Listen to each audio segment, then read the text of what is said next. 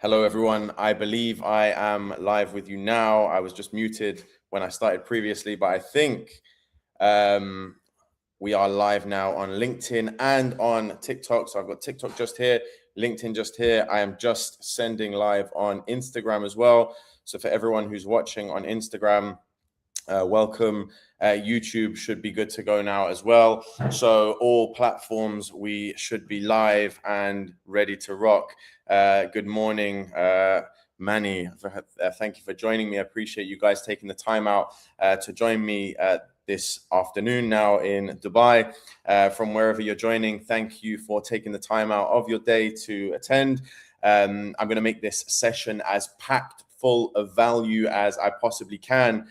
For any of you guys who have attended our previous or my previous sessions, you'll know I always start with asking if you can hear me and see me. I'm pretty sure everyone can, but if you guys can all let me know if you can see me, hear me in the comments, and just let me know that there are no technical difficulties, that will save me blabbing on for an hour with everyone unable to hear me.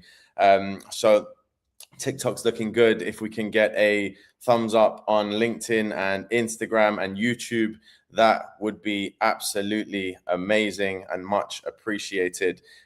Cool. YouTube's good to go. TikTok's good to go. If we can get a thumbs up on Instagram, yeah, amazing. Thank you guys. And then if we can get one thumbs up on, it's the last platform. No, I think we're all good to go. Amazing. So look, I appreciate all of you guys joining me today. One thing that I always like to do, and again, for anyone who's attended previously, you'll know I always like to start this off with a rough parameter of how to get the most out of this hour. Because I want all of you to go away from this session with as much value as possible and able to secure your next position in this part of the world in the shortest time frame possible. So I want to just lay out a couple of very rough parameters pertaining to asking questions. Number one, please don't ask the same question a bunch of times in the chat because it will likely confuse me because we're streaming on multiple platforms. If you ask the same question a bunch of times, it won't make me answer it any faster and it might actually make me miss it. So please do ask your question in the chat once. And also, please, guys, make sure when you do ask a question, do it in a way and type it out in a way that is easy for me to understand. I just proofread the question, make sure it all makes sense. And that way I'm going to answer it in the most comprehensive way and give you guys the most as I possibly can, as opposed to me battling with trying to understand the question, right? So please make sure that the question is coherent. Secondly, with regards to any questions that you're asking, one request that I do put forward is that please ensure that they are somewhat relevant to the wider group. You don't have to tailor your questions to be relevant to the group, but or the audience and everyone else who's watching and joined us today. But please don't make the question hyper-tailored to you. For example, I'm an accountant with 9 years of experience. What salary should I be earning? We won't answer questions like that, and I won't dive into questions like that in this session. If you have a question like that, you're welcome to pick up with me and message me afterwards, and I'll try my best to get back to you. But in relation to the questions that are best to be answered, they are the ones that are relatively general. For example, I'm searching for a job, I've applied, this has happened, and I've not landed an interview. I landed an interview, this happened, and that led to me not progressing. Things like this are the best ways to ask because I'm able to answer these questions and they're going to be beneficial for everyone. So that's just one thing to keep in mind. Someone else, where am I? We are based in Dubai. I'm speaking to you guys live from Dubai right now. Yeah, we're based between the UAE and Saudi. Now, the last point to mention before I start accepting questions, and you guys are welcome to start asking questions in the chat just now. You're welcome to start pre-typing your questions, getting them in now. The last thing that I would say in relation to the questions that you can ask, there is nothing that's out of bounds here. So I am going to give you the honest truth and the reality, whether it's nice to hear or it's brutal and it's blunt. I am going to tell you the truth relating to your question from a recruiter and hiring perspective. So I'm going to essentially pull the curtain back. I'm not going to give you guys what you want to hear. I'm going to give you the honest truth and what you need to hear from a recruiter and hiring team's perspective. So with that said, we can start heading into the questions, kicking off and diving into you guys' questions pertaining to securing a job in the UAE or Saudi or even the wider GCC. The first question that I am seeing is a question that I receive frequently. And one thing I'll mention as well is that just because you've heard or you think you might be familiar with the answer to a question, asking questions that are relatively basic or would be considered obvious or straightforward, it's not necessarily a bad thing to do, because oftentimes things that you may perceive to be obvious may not be obvious. For example, the first question that is asked is, should I apply for jobs in the UAE from my home country, or should I move over here and start applying first? So I don't know where this individual's based. They could be based anywhere. They could be based in the UK, India, the US, Canada, wherever they might be is frankly irrelevant. But they are looking for a job in the UAE, but they're applying from their home country. And they're asking, should I fly over? Should I get a visit visa, a tourist visa, and get there and start searching locally from Dubai or from the UAE? Or should they apply from their home country back home? And the answer is contrary to what you may have heard elsewhere. And the answer I would give you is that, and many of you will be aware of this, I'm sure a lot of you guys are. If you are, let me know, because it means you've been following me and keeping up to date with what I've been putting out for a while.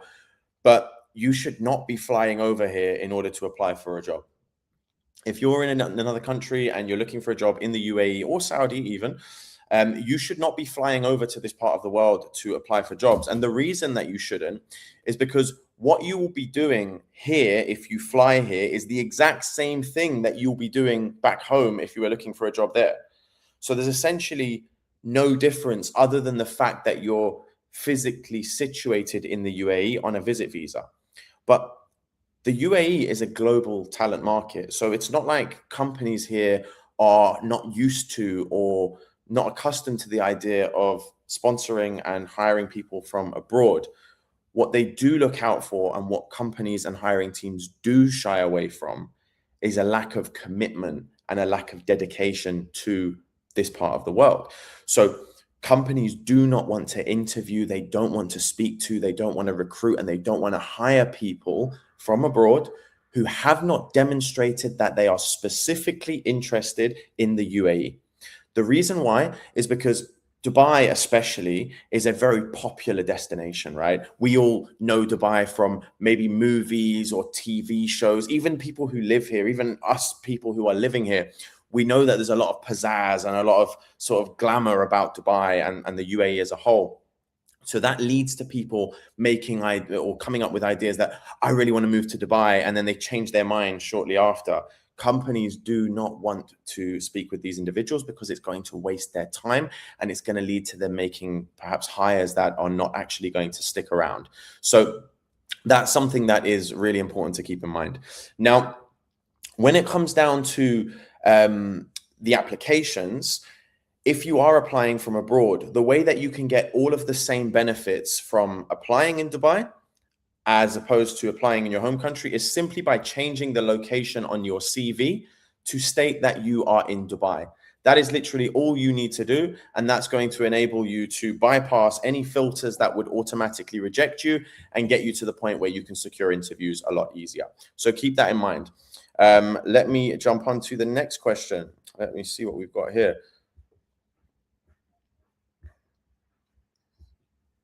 So someone's asked for advice for someone who's been applying for a year now. So someone's mentioned that they've been applying in the MENA region. They've got 8 years of experience in the MENA region, but they've been applying for jobs in this part of the world for a year.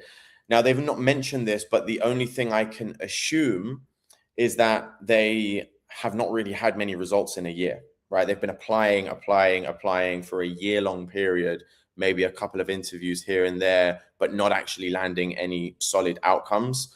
And if that is the case, the next thing that you need to do, if you've been applying even for 3 months, 4 months, 2 months, 1 month even, and you've not been landing any outcomes, the next thing that you need to do right now is stop applying. right? Stop applying immediately. Do not send out another application, because if you keep on applying, you're likely to continue receiving the same outcomes that you've been receiving. It's the same way if you're doing something and the outcome is the same every time. If you don't make a change and you don't adjust something, the outcomes are going to remain the same. So what you're going to need to do, if you've been applying for a year without like good prospects, without good interviews, without offers coming out, without salaries tickling around the range that you're targeting, stop applying, take a step back and figure out what is going wrong. And the way you can figure out what's going wrong is via tracking your job search. So we've got a free job search tracker. It's not something you need to pay a penny for. It's something we just give out for free just to help you guys. If you're not using this already, then you are behind. Honestly speaking, you are behind with your job search, because tracking what you do and tracking the job search process is something that is critical for you to figure out what you're doing right and what you're doing wrong. Otherwise, you're just applying and hoping for the best, right? You're not actually getting anywhere. You're just applying, not assessing what could be going wrong. If you're tracking everything, you can figure out if it's a problem with your CV, a problem with your LinkedIn, a problem with your outreach, a problem with your salary expectations. You can figure out exactly what's going wrong, then you can fix it. So it's very important that this is something that you are doing when you are looking for a job. So that is something to keep in mind. Let's take on the next question. Let's see. How are the current market conditions in the UAE? Are jobs open and are there opportunities to take a hold of?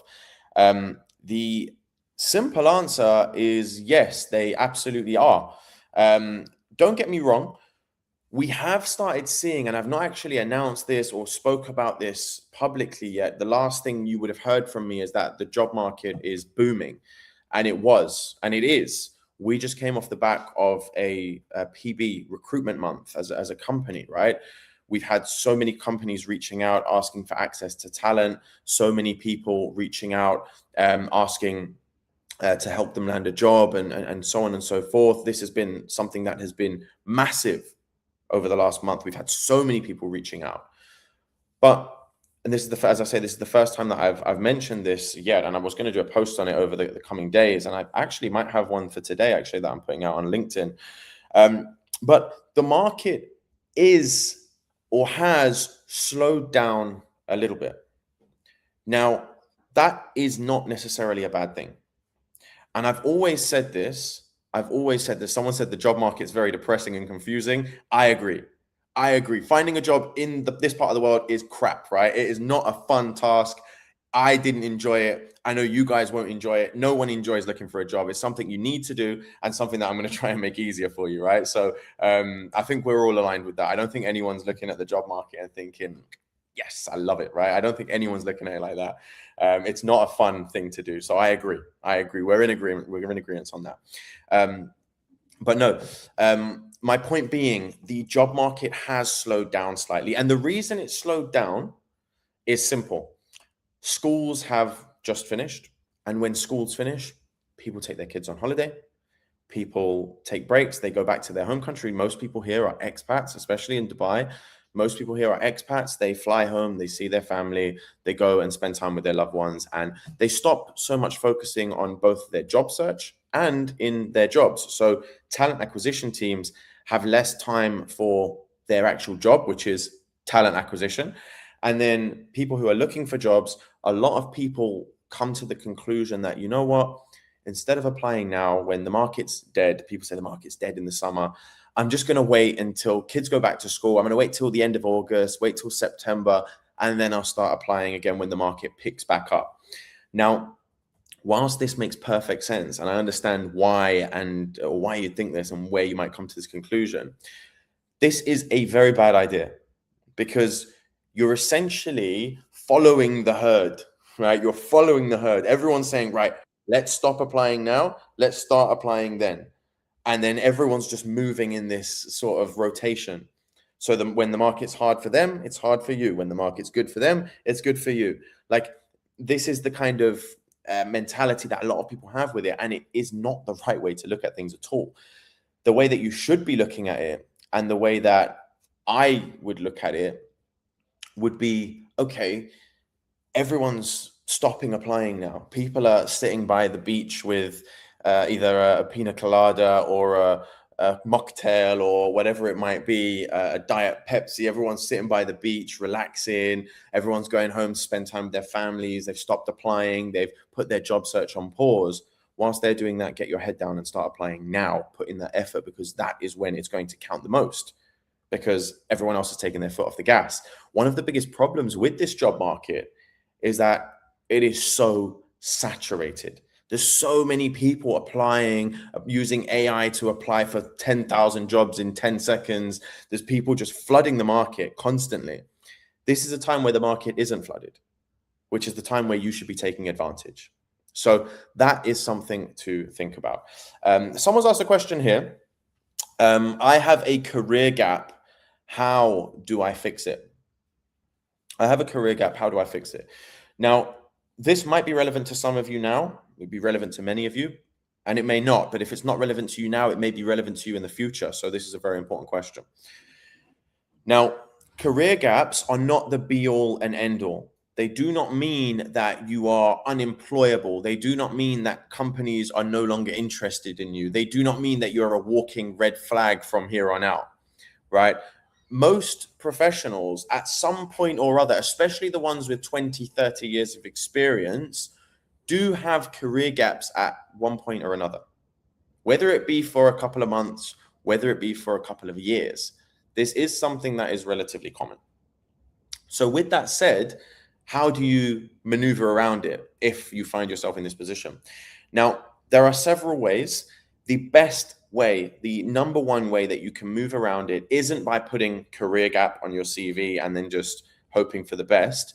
The best way that you can move around it is by positioning on your CV as some sort of advisory / consulting position, right? Positioning yourself as some sort of advisory consultant or strategy consultant, or some sort of, even if you were doing some freelance advice or freelance researcher position at the time or something to that tune, take a hold of that and really position it in the best way that you possibly can, right? That's the best way to do it.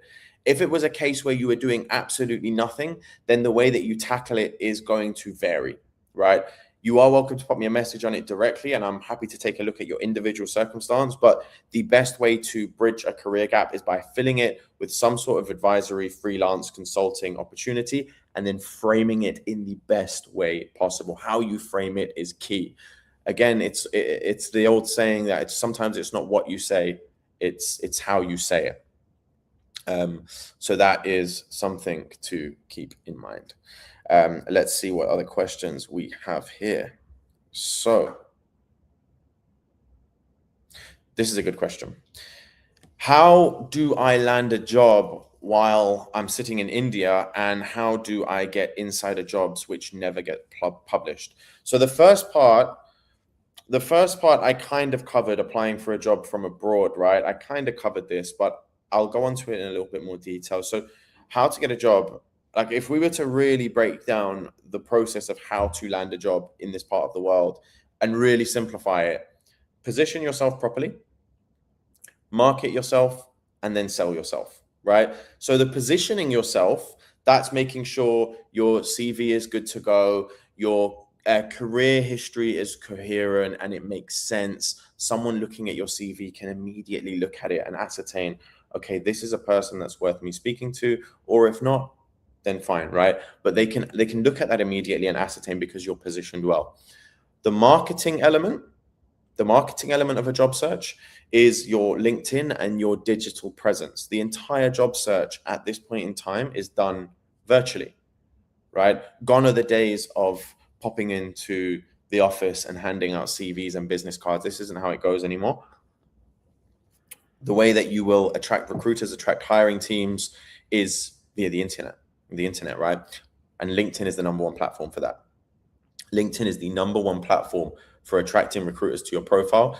As I've said this before, so if you've heard it before, I hope I'm not boring you, but every single recruitment agency in the entire world, every single recruitment agency in the entire world, I'm talking your Hayes, Michael Page, all of these massive agencies, Randstad, these huge companies, they are almost 100% leveraged on LinkedIn. So if you're not using LinkedIn and you're not actively using LinkedIn, I'm not saying you've just got a profile on LinkedIn, you're active, you are putting an effort onto LinkedIn because that's where you'll get hired, then you are behind. So it's something that you need to keep in mind. And I actually get where we've like spanned into like TikTok, Instagram, YouTube. I get a lot of messages of people saying, oh, I don't have a LinkedIn account. If you do not have a LinkedIn account, you are really going to struggle in this market. You are really going to struggle. You're really going to struggle. It's the equivalent of a business not having a website. So LinkedIn is absolutely essential to the point where I would say it is on par with having a CV, right? It is that important. So that's your marketing element. The final element of getting a job, and the third element, the last element of getting a job, is selling yourself, right? When you go to an interview, you got to convince that person this guy's or this girl's a safe investment. They're worth me investing my time in, investing the cost of getting them over, sponsoring them, and all this kind of stuff. So that's the selling yourself element. And the best way to sell yourself is value and solutions, right? One of the biggest mistakes that I see people make, not only at interview, but also throughout the process of applying to jobs, positioning themselves, LinkedIn, reaching out to people, follow-ups, all of this kind of stuff.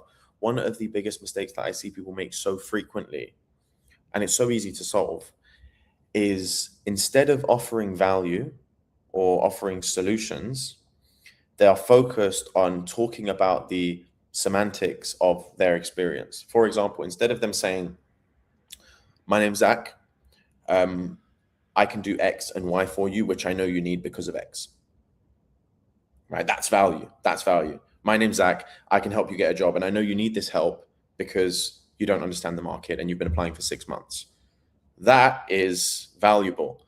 Hi, my name's Zach. I've got 10 years of experience in recruitment. I've worked with companies such as X, Y, and Z. This is boring. Nobody cares. Talk about the value and the solution that you can add. And this needs to be embedded in your job search. This is how you get hired fast. That's how you get hired fast. So that's the sales part of it. Now, the last part of this person's question is, how do I get insider jobs which never get published? And this is a question I get very frequently. And I'm imagining most of you on this call would like to know the answer to this, right? It's often referred to as the hidden job market, which I'm sure many of you would have heard previously. Which, yeah, like the idea of the hidden job market, and are there roles that are not listed that are just getting hired like under the table or before people can actually apply? Yes, but there's a huge misconception about how these roles actually work. People often think that these hidden job market positions are filled via referrals and by people hiring friends of friends and people saying, oh, I know a guy who does X, Y, and Z. That's not how these positions are predominantly hired for. It's not how these positions are predominantly hired for. The way that these hidden job market positions are hired for is via LinkedIn. As I mentioned, LinkedIn is the primary source of recruitment for most recruitment agencies and like internal recruiters in companies. So what they'll do is they'll use LinkedIn Recruiter, which is a sister platform of LinkedIn. They will run a very specific search for a very specific profile, and they'll be given a list of people back by LinkedIn. They will then contact these people, and then you'll receive a message saying, hey, we've got a job description of X. If this is something you're interested in, let's get on a call. If you're looking for a job in this part of the world or even in your home countries, you would have received a message like this before. And when you receive a message like this means that you are tapping into the hidden job market. If you're not receiving messages like this, you are not tapping into the hidden job market, which is a problem. Now, there are a lot of roles that don't get listed. And the reason why some roles are not listed and sourced directly from the hidden job market instead is because it's more efficient for recruiters and hiring teams to do this. It's faster, it's easier. They don't have to look through thousands of applications. They just go straight in, they apply, and that's that. Or they go straight in, they find them, and then they take the people that they want. And it's called headhunting. So this is what a headhunter does, right? So maybe the pieces of the puzzle are coming together now, and you're putting the terms and the roles in line with what they do. So to tap into this, to start getting headhunted, it's number one, of course, create your LinkedIn account if you don't have one already. I know most of you will, but get on LinkedIn. Then create your profile with reverse engineering in mind. So when you create your profile, you need to do it backwards. So think about who's going to be looking for your profile and then create it going back from that. What are they going to be looking for? That is the stuff that you should be filling your profile full of. Now, once you've done that, that's your positioning element of your LinkedIn. You then need to start doing targeted and tailored outreach on LinkedIn. You need to be commenting, you need to be liking, you need to be sharing, you need to be engaging and using the platform the way that LinkedIn wants you to use it. Because if you use it the way they want you to use it, that is when you will be rewarded for it. And the reward that you will receive is popping up to recruiters and hiring teams when they're looking for someone like you. And that way jobs come to you instead of you having to go to them. So that is essentially how the hidden job market works and how you can access jobs in the GCC that do not get published. There are some really good questions coming in here. So I'm going to answer this next one here. Someone just on the back of that, someone said on TikTok, should my LinkedIn look exactly like my CV and have like all of my projects in there and stuff? Yes, to a degree. You don't want to fill it too much. You want to make sure it's got enough info in there, but don't think, okay, I'm going to stuff this as much as I can. Make it tight, make it meaty instead of fatty. Okay, focus on putting as much meat in instead of fat. There should be no filler content. If it's necessary to be in there, put it in there. Projects are fine, certificates are fine, as long as they're legitimate certificates. Education, get it in there. Remove like high school and stuff like this or secondary school, and only put your meaty stuff that actually needs to be in there. Because if you put too much stuff in your LinkedIn, the same way as your CV, you will dilute it, and more is not more in all occasions. In this scenario, less is more, right? Keep it tight, keep it meaty, and keep it short. So this question here, should we customize our CV for every job that we apply to? I love getting this question because I am pretty much the only person who will push back on you for this, and you will hear a different answer from every other person that you ask, right? Every other person that you ask will oppose me on this, and I am pretty much the only person that will say this to you. Do not customize your CV for every job that you apply to. In fact, don't customize it for any jobs that you apply to, as it is a waste of your time. The only reason you would need to customize your CV for individual jobs, aside from a recruiter asking you to, and I'll touch on that after, is because your CV isn't very good. Your CV should be a depiction of you, your capabilities, and where you are useful. You don't need to make your CV, unless you're applying for your first ever job, your CV doesn't need to be an exact tailor or copy of the job description, because that's not what companies are looking for. They're not looking for someone who can take their CV, take the job description, put it into ChatGPT, and then say, make this similar to the JD. That's not what companies are looking for. And in fact, that's what companies are looking out for to avoid. So if you're doing this, you're putting yourself at a disadvantage. Now, what will put you at an advantage is creating one CV that displays your value from start to beginning in a way that demonstrates that you are not just a one-trick pony.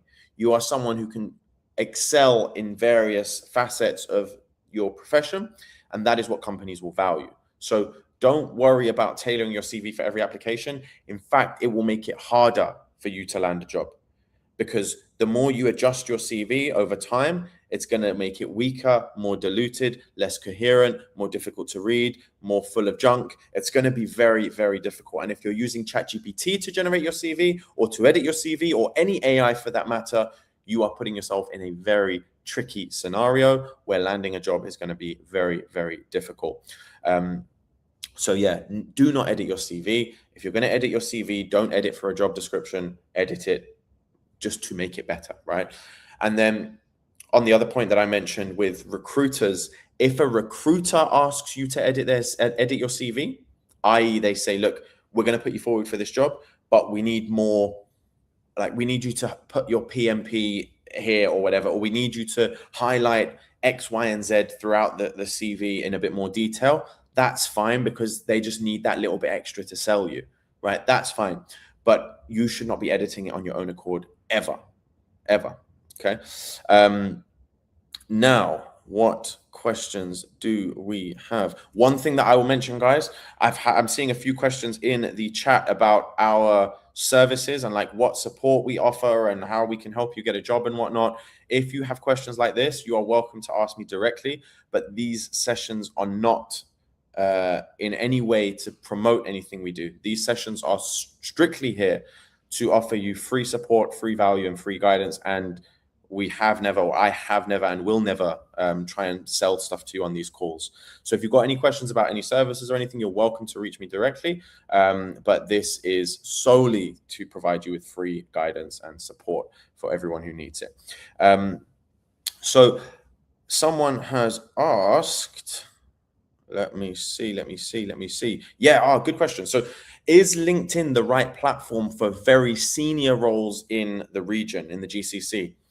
And yes, it is more so important for senior roles. So the more junior you get, so if you're applying for your first job in the region, you're applying for your first job in the GCC, or you've got a couple of years experience, or you're perhaps switching industry and you're going into a new position and you're going to be like a trainee or an intern or an associate or something like that, LinkedIn isn't as important for you because these positions are relatively easy to source for. So recruiters are going to be less likely to go out and headhunt people for these positions. Also, recruiters tend to get a fixed percentage of your salary as their fee. Excuse me. If your fee is, or if your salary is like 8,000 dirham, a recruiter is going to be unlikely to be going out and source for this because they're going to receive a low commission for your hire. The higher your salary, the more senior you are, the more important LinkedIn becomes, which puts us in a bit of a predicament. And I'll tell you what the predicament is once I've had a sip of coffee. So the predicament that we find ourselves in here is, and I've seen this over the years, right? And it frustrates me because it's like, it puts people in a difficult position unknowingly. And the position is, and the problem is, the more senior people get, the less willing they seem to want to be, or the less willing they are to engage with LinkedIn. So it puts us in a bit of a catch-22, right? The less willing they are to put themselves out there because they think it makes them look a bit desperate, or they think it, it makes them look a bit too forward, or it's not really befitting and stuff like this for a CXO or an exec or someone on 80, 90, 100, 200K dirham a month to be commenting and putting themselves out there. Wrong. If you do it wrong, then it looks bad. If you do it right, it looks good, and it will help you drastically in your career. So the problem is, the more senior you become, the more important it is for you to engage on LinkedIn at about that manager level. So if you've got, like, I don't know, typically a manager's like 7-8 years of experience or something like that, depending on what you do. Once you get to that manager level in your career, LinkedIn, I would argue, becomes essential. Right? That's when it becomes essential. Any part over that, it's just becoming increasingly beneficial to utilize. So good question. Let's see. Okay.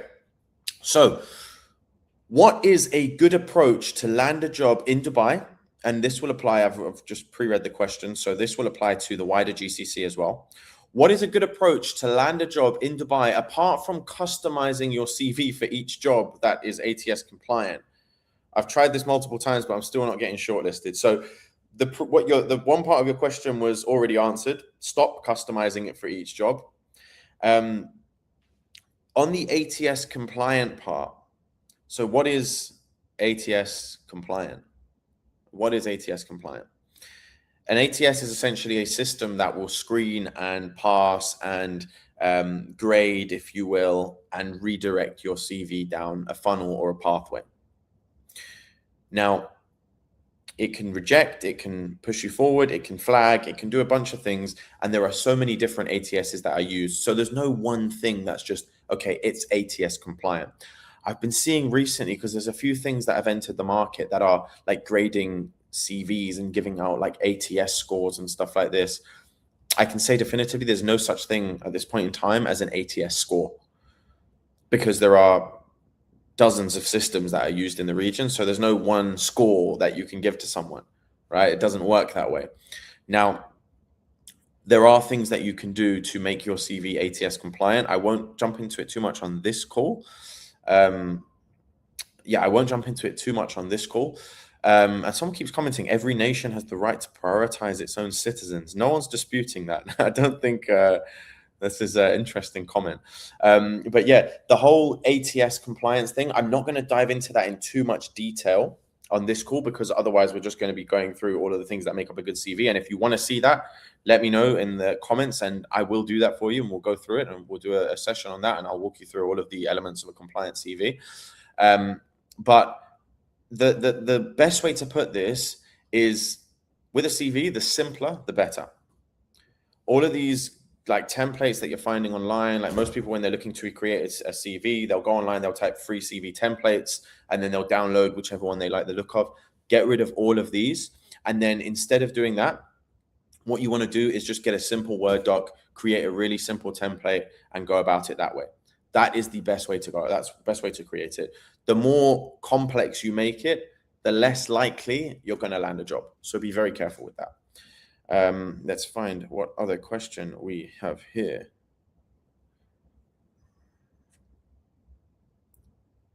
Okay, cool. Yeah, seeing quite a few people saying they want the CV session. So we will set that up in the very near future. We are also planning on running our next event soon as well. For any of you guys who haven't been to our events previously, we're going to be announcing our next live in-person session in the region shortly. Not got an exact date for it yet, but when that is announced, you will all be invited completely for free, all paid for by us, to join us for an evening of support, advice, networking, and all of that good stuff to help you land your next position in the region. So I'm hoping to see all of you guys there. So what question have we got here? Right. So how to increase the chances of our resumes being reviewed by a human instead of getting lost among the thousands of other applicants? So this is a good question. Now, to get your CV reviewed by a human, being, if you're applying like to a company, it has to go through the ATS if they have one, right? That's just how it works. Now, the ATS isn't something that you need to be concerned about or viewing as like this thing that's there to get in your way. The reason it's a problem for so many people is because it's being ignored or misunderstood. That's why it becomes an issue. If it wasn't being ignored or misunderstood, then it wouldn't be as much of a problem as it is now. Now, I get it. There's a lot of like speculation and misconceptions around what an ATS does. You'll have people saying, oh, if you put a picture on there, it's going to break the system. If you have X, this is going to break the system. If you have Y, this will get you through. And there are so many different things that you need to keep in mind with an ATS. I've got a guide as well. If you want to see that, just DM me afterwards, CV guide on how to actually write something that's effective. But with that said, if you want to get past the ATS entirely, then this is where outreach comes in. If you contact someone in a position of hiring and you reach out to them and you reach out in a way that is different from these other 1,000 people that you've mentioned, your chances of them having interest in you and progressing you so much higher, right? So much higher. So that's something that you need to keep in mind. Most people get outreach so wrong. Most people do outreach and they'll say, okay, hi, so-and-so, my name is X. I have 22 years of experience doing X, Y, and Z. I graduated from this university with a master's in X, Y, and Z. I'm currently studying for this. I've got X experience working with X projects and stuff like this. And the person who's reading it just goes like this and they click off it straight away. They're not interested at all, right? It doesn't interest them because you're just waffling on and telling them stuff that they're not interested in at all. Instead of doing something like that, what you need to do is you need to reach out to them. You need to capture their interest instantly. And the reason you'll capture their interest, or the way that you'll capture their interest, is by appealing to their interest, right? So appealing to them and saying to them, look, I know you're struggling with this at the moment because I've seen what's happening with X or whatever example that you can give. I can come in and fix that for you instantly. Would it be worth having a quick 5-minute chat? I won't waste much of your time. Something like that can work extremely well if you want to bypass the whole CV application, ATS, all of that malarkey, and you just want to go straight in, interview, job, right? That can happen, and it does happen all the time. Well, that's what just happened with our most recent marketing and branding director, who's standing just in front of us, helping set up the video and film everything, right? So that's what happened with this individual. In fact, I don't even think I've looked at his CV to date, right? So the idea of pushing past and bypassing the whole element of, applying and whatnot, it can be done. It's not something that is like a standard for everyone, but if it's something you want to do, it's something you can do.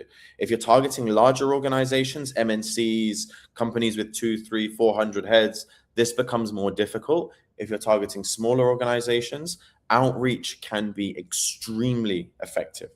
Outreach can instantly push you through. So that's something to keep in mind. Someone said, what sectors do we cover? We cover all sectors. So the support we offer is not sector or industry specific, as it doesn't need to be. And we are partnered or supporting organizations in the region with pretty much everything, right? So we support organizations with hires all throughout the region. And yeah, most companies are connected to us in one way or another. This is a really good question, actually. Are recruiters biased to filter out those based in the UAE first? Right. So will recruiters, when they're looking for someone, will they give preference to someone who's in the UAE to someone who's outside of the UAE? Yes.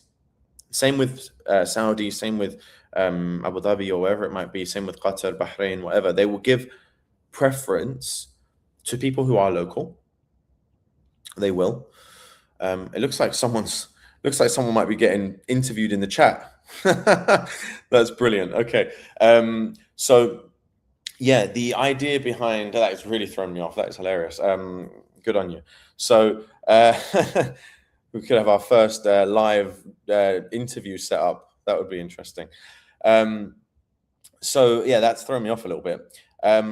Yeah, so recruiters will give preference to someone who's based locally than someone who's outside. However, the preference will be perhaps like this.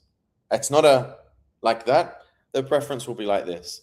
You can improve your profile and you'll be like this, right? So the one who's here with an okay profile, if you've got a better profile, you will instantly be above them. So worry too much about people being based here and getting an advantage over you just because of that.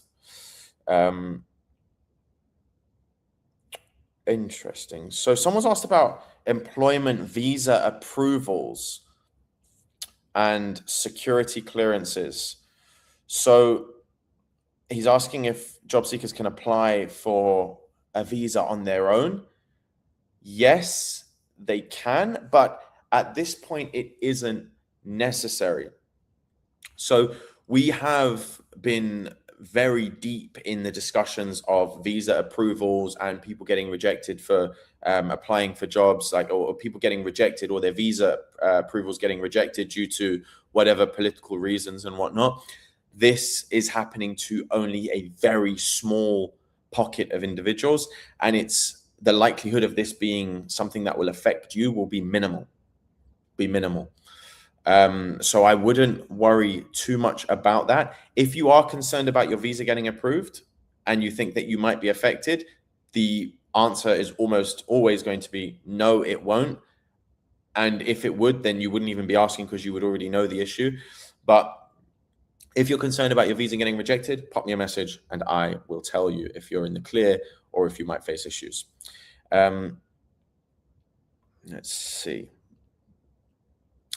How can I land a leadership position with 10 years of experience? This individual is working in like call centers with 10 years of experience, and they want to change job and they want to step into like a leadership position. So I'm struggling to ascertain what the question fully is. If you're currently in a leadership position, switching into another leadership position shouldn't be too challenging. Like that shouldn't be the issue. If you're trying to take a step up, and let's say you are currently someone who's more hands-on or operational, and then you're trying to take a step foot up into management, that can be a tricky task, especially when you're essentially looking for an immediate promotion. And this takes effect no matter what position you're in. So let's say you're a manager and you're applying to a director level job. This can be tricky. But it is doable. It is doable, and we see it done every single day, right? People manage to secure offers that are giving out promotions on a daily basis. This is genuinely something we see every single day. So if you're finding that you're applying for jobs and you're looking for a promotion, or especially if you're looking to go up from hands-on to managerial leadership, the way that you are going to do this is by demonstrating instantly that you are beyond a doubt capable of this. And the way that you will do this is by the way that you frame things and you understand things. And typically people who step up into managerial or leadership positions do so because of their commercial understanding and people leadership skills. Commercial understanding is something that not everyone has. Even many senior professionals do struggle with this element. But commercial intellect is what you want to demonstrate if you're looking for a promotion, especially into a leadership position. Commercial intellect and people leadership skills. Double down on these, because if you're struggling to step into that, it's likely because you are lacking on this element. What platforms do I recommend for job seekers to look and apply for positions to, aside from LinkedIn? So I recommend using our platform. We have thousands of verified job listings on our portal from organizations that either we're working with or people who have asked us for shortlists, or just positions that we verified to be genuinely hiring. I would strongly recommend checking out this portal, because this is where you will receive the highest conversion on application to interview.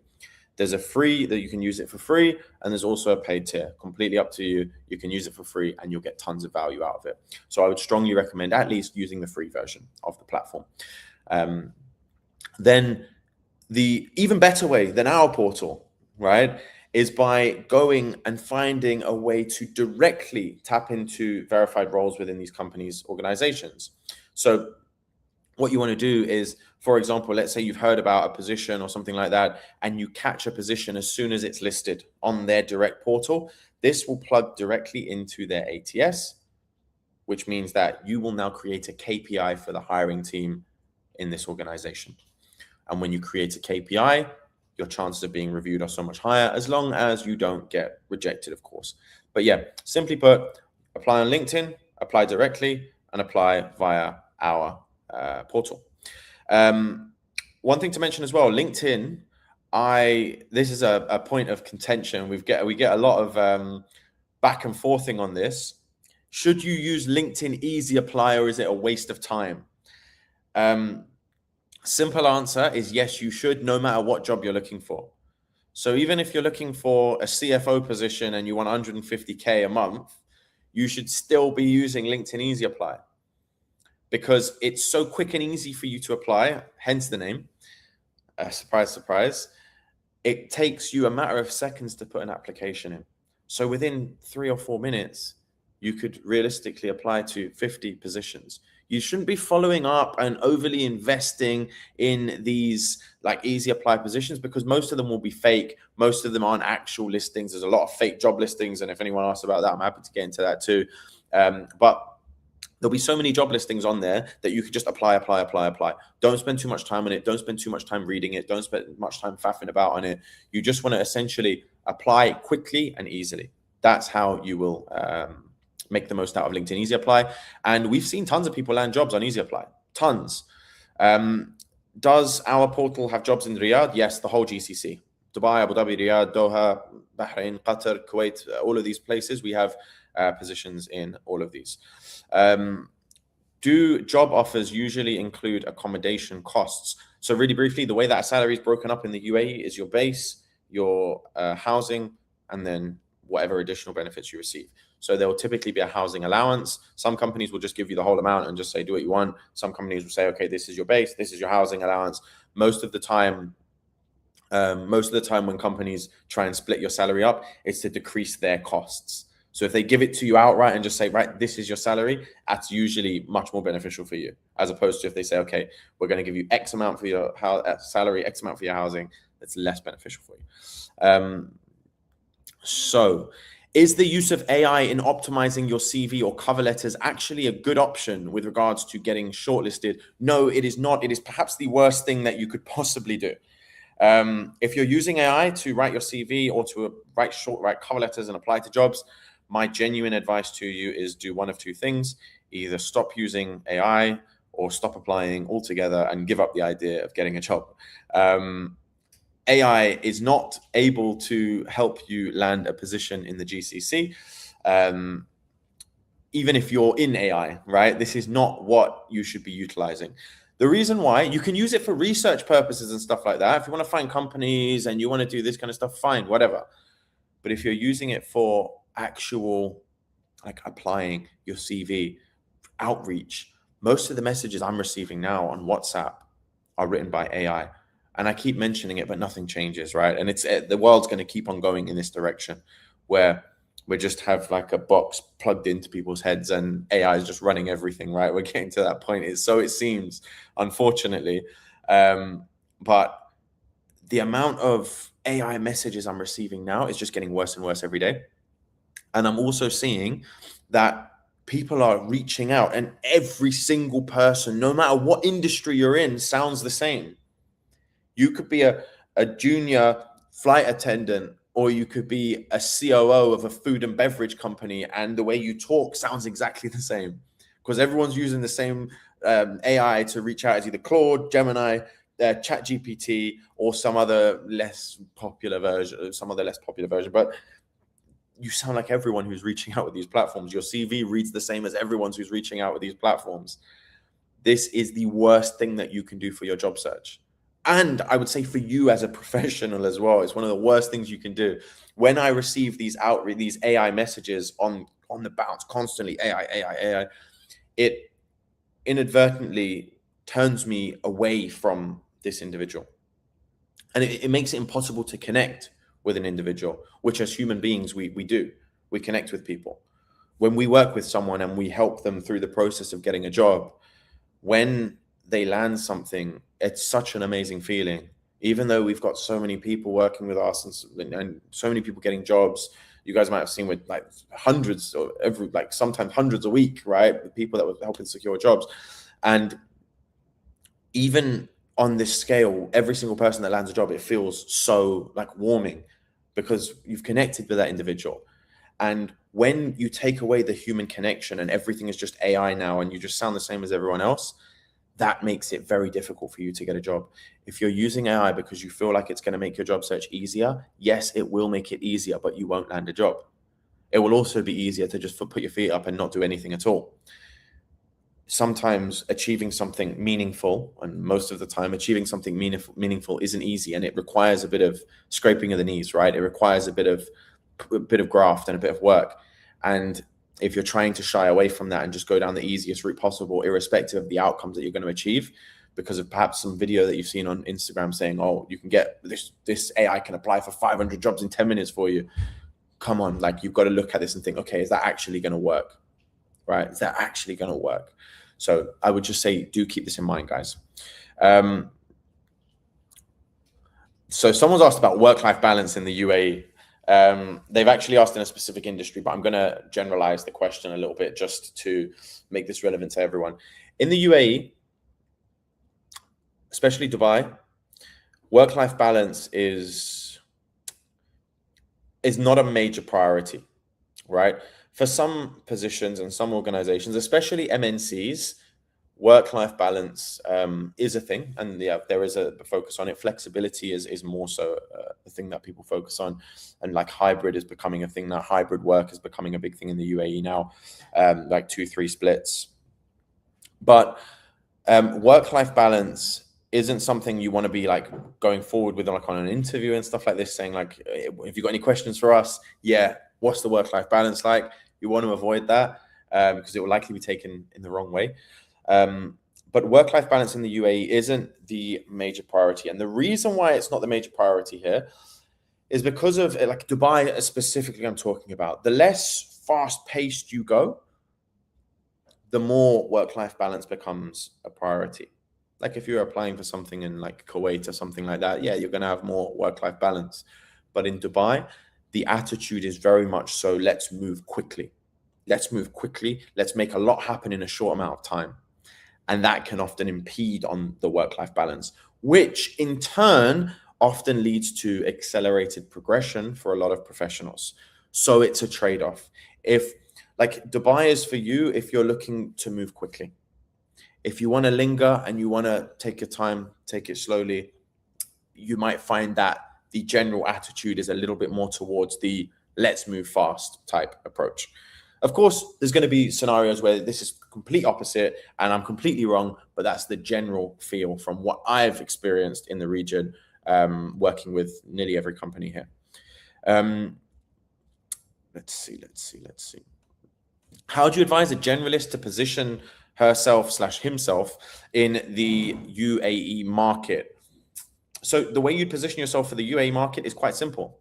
You make it clear to a recruiter. Thank you for encouraging, and I appreciate how you're helping us. You are very welcome. Thank you for joining. I appreciate you attending. So the best way to position yourself in the UAE market is simple. You need to make it clear and undoubtable that you are only and exclusively targeting this part of the world.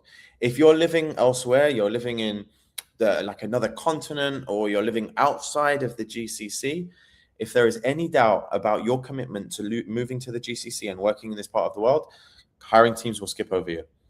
So it's a big mistake that I often see people make, where they'll say, oh, I'm looking for a job in the UAE, but I'm also looking for a job in Ireland.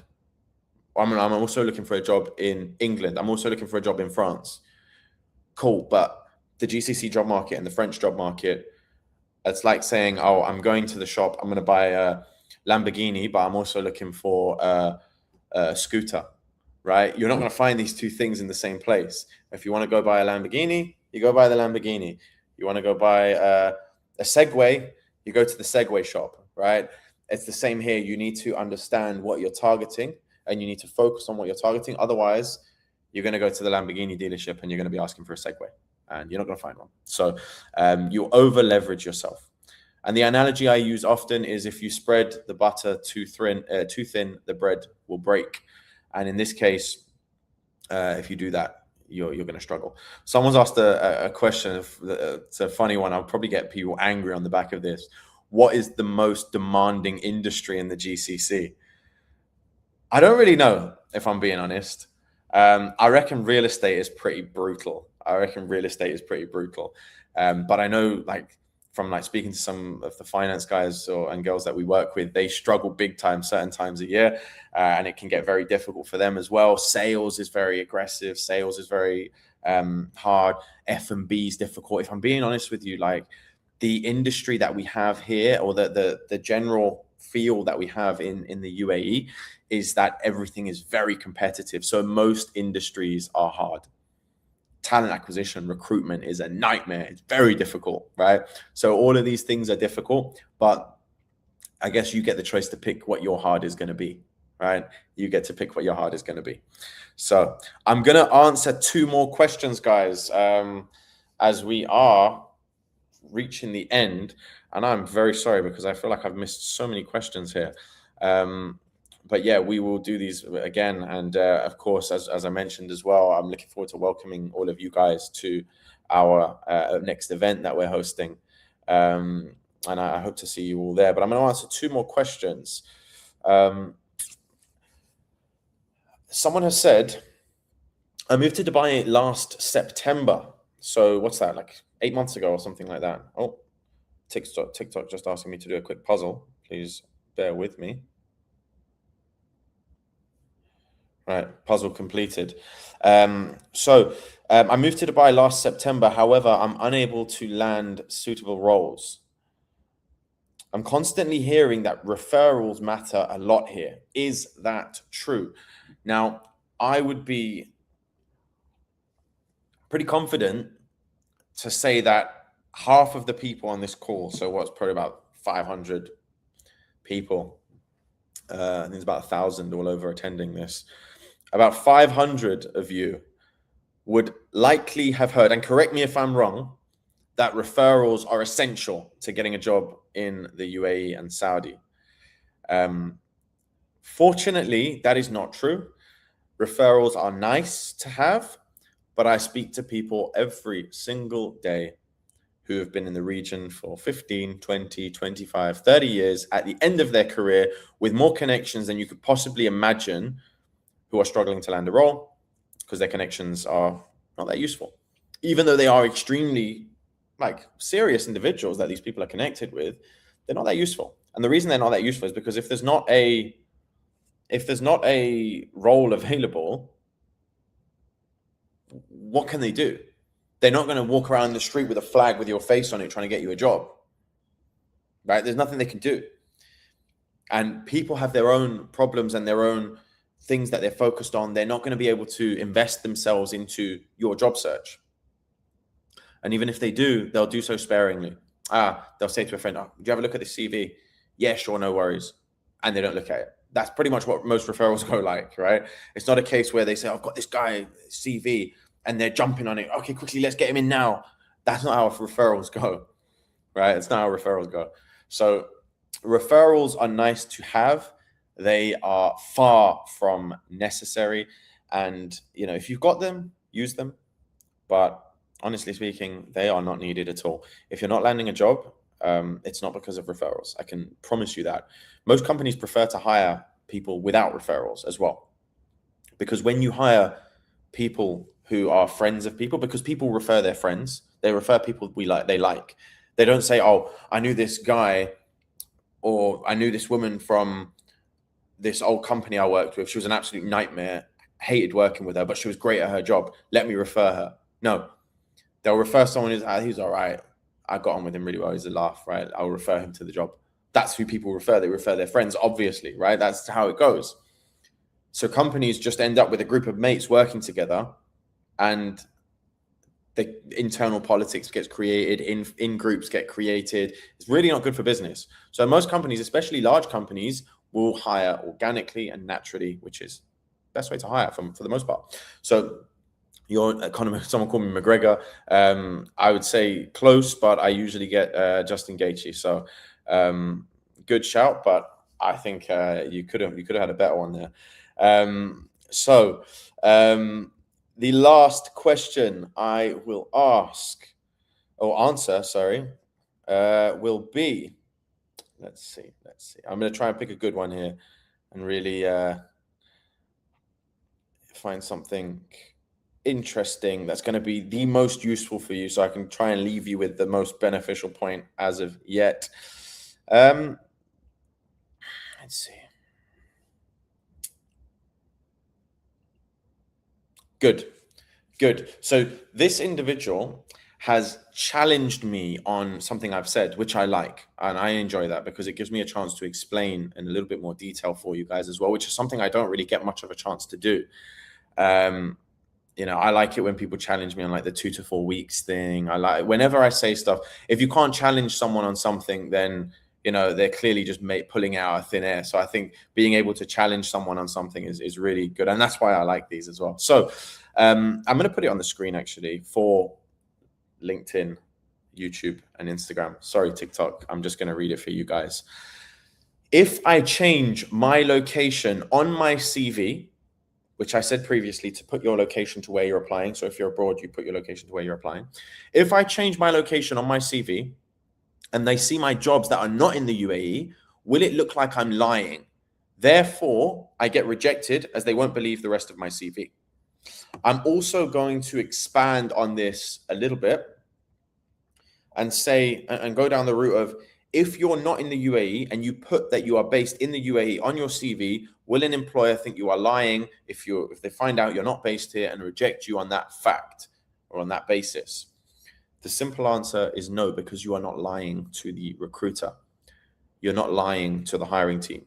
You are putting this as it is, because if you do not put Dubai, United Arab Emirates, or Abu Dhabi, United Arab Emirates, or Riyadh, Saudi Arabia on your CV when you're applying for a job in this location, the ATS will be set up to automatically reject your application. So they know this, right? Hiring teams know this. So it is standard practice to set your location as where you are applying to, as opposed to where you are. And that's because if you do not, you will be rejected, which they know. So even if they are a little bit annoyed by it, so be it, because they know you would have been rejected unless you did it. So if you're applying for a job, you absolutely must use the location in which you are targeting, as opposed to the location in which you are. Let's do one more. Where's the harm? Where's the harm? So let's do one more. Right, hold on, bear with me. Oh, wow, this is an interesting one. So someone said, if a company buys an ATS software, so like let's say a company buys like one of the ATSs that's used here is like Workday, for example. This is a major one most of you will know. If a company buys Workday and you apply, and then another company is using Workday, will you be rejected, or like will you be in a banned list from both companies that are using the same ATS? No, you won't.